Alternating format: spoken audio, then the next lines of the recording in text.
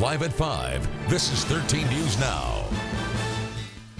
I just want to be back home with my daughter and my kids. I miss my family, miss Alex. I want my life back to normal before this ever happened. Desperate words of an Isle of Wight man charged in the death of a 5-year-old boy. Good evening, I'm David Allen. And I'm Arrianee LeBeau in for Janet Roach. Alexander Levi Robertson's mother was charged in his murder yesterday. Well, today her boyfriend faced a judge. 13 News Now reporter Jacqueline Lee is in the studio now with what happened in court. While Jalen Hadley, the 5-year-old's mother, was arraigned in court, the Commonwealth's attorney announced that her boyfriend, Justin Cox, would be served with a second-degree murder charge as well, upping his initial charge of child endangerment. Based on what we know now, we feel like that Mr. Cox played a greater hand in the injuries that Alex sustained and injuries that ultimately led to his death. After this discovery, officers took 33-year-old Justin Cox to court to face a judge for this new murder charge. Justin, what do you have to say about the second-degree murder charges? I just want to be back home with my daughter and my kids. I miss my family, miss Alex. I want my life back to normal before this ever happened. 5-year-old Alex was found unresponsive in his home 2 weeks ago. According to this criminal complaint against Cox, leading up to the 911 call, Cox allegedly grabbed Alex by the waist, picked him up over his head, and threw him to the floor. In the same day, Alex's mother, Jay Hadley, allegedly pushed Alex down on a cement floor where he hit his head. After staggering with a blank stare, the boy fell straight back, hitting his head on the wall, leaving a hole behind. A 5-year-old is now dead. Do you have no comment? I have no comment without my attorney present. And when Cox went before a judge, he asked if he could be released on bond to take care of his house, kids, and insurance. After Alex died, officers executed search warrants at the couple's home and got a hold of Cox's Facebook messages. We'll tell you what he allegedly said about the boy to his friends on 13 News Now at 6. Live in studio, Jacqueline Lee, 13 News Now. Breaking news, a Virginia Beach woman is arrested in connection with the death of Carolyn Hendricks, a teacher at a Norfolk elementary school. Now, according to police, Shaniqua Cushman is charged with 1 count of conspiracy to commit second-degree murder. Cushman is the second person charged in the New Year's Eve homicide. Police say Edward Shaw from Utah shot Hendricks on New Year's Eve. He's charged with second-degree murder. Again, a second arrest in the death of a Norfolk teacher. Detectives have not released any other details surrounding her arrest. We're going to check in with police and update you as we learn more. All right, the rain is gone and it's still unseasonably warm outside. You're looking at video of the showers that passed through earlier this afternoon. 13 News Now Chief Meteorologist Jeff Lawson is here. And Jeff, a cool down definitely on the way, huh?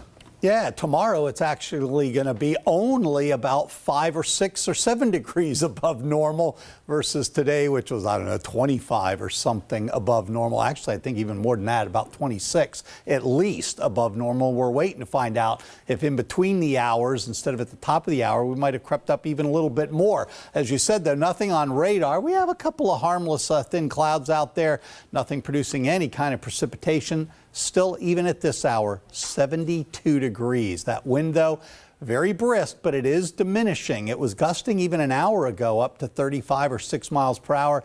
Then in the last hour, it was down to about 30. It's going to continue to dip this evening. Speaking of dipping, look at these temperatures. I mean, they're way up here to start, and then they just continue to fall.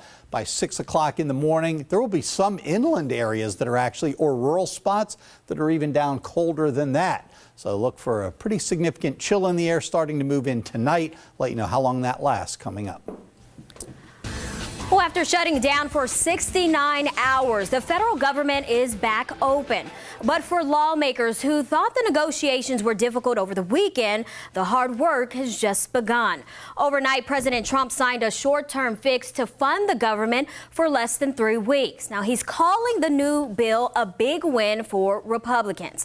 Now, it reauthorizes children's health care for 6 years, but it includes nothing on immigration. That discussion is far from over. This immigration debate will have a level playing field at the outset and an amendment process that is fair to all sides. The president says he wants a DACA deal too, but he also wants spending for a border wall. The president has given Congress until March 5th to figure out an immigration deal. Right now, the government is only funded through February 8th. This is the fourth time just since October 1st that Congress has passed a temporary spending plan instead of a permanent appropriations bill. Well, now it's taking a toll on Hampton Roads business community and economy. And today, 13 News Now reporter Mike Gooding spoke with local leaders and scholars who worry that this crisis is not over. Well, that is right, Arrianee. With the nation in what seems to be a perpetual state of financial uncertainty, it makes it real hard for these companies which do business with the federal government, especially defense contractors, to make any plans. For the 250-plus companies associated with the ship repair industry here in Hampton Roads, planning for the future these days is practically impossible. The fact that our federal government is either shutting down or threatening to shut down, we have the continuing resolutions ongoing, just makes that uncertainty problematic for our business community. Hampton Roads Chamber President and CEO Brian Stevens says the constant back and forth in Washington is unsettling. It certainly is problematic to the business community. I mean, one of the key tenets to running a successful business is having predictability.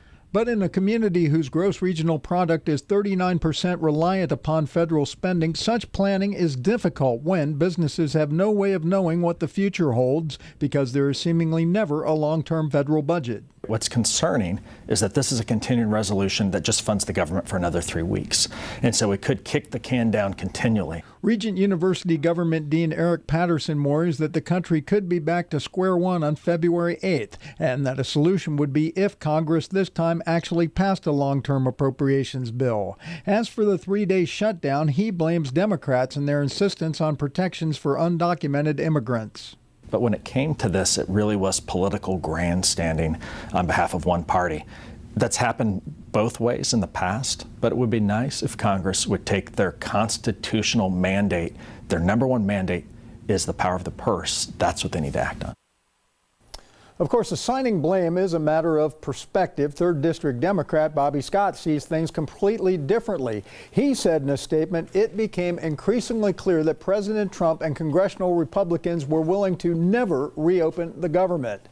Scott is calling on both sides now to work together to approve a long-term budget. Reporting live, Mike Gooding, 13 News Now. Tonight at 7, Norfolk City Council is expected to vote on the future of 3 public housing communities. The city wants to redevelop Tidewater Gardens, Calvert Square, and Young Terrace. The plan is to create mixed-income neighborhoods, but the communities currently serve Norfolk's low-income residents. Many are worried that this redevelopment plan would push thousands of families out of their homes. And tomorrow, the Hampton School Board will review feedback it got from 2 public hearings about renaming a school. At those meetings, parents pushed for Jefferson Davis Middle School to get a new name. Now, the school is named after a Confederate leader, as was the campus at Lee. But last month, the center became the Hampton City Schools Adult and Alternative Learning Center.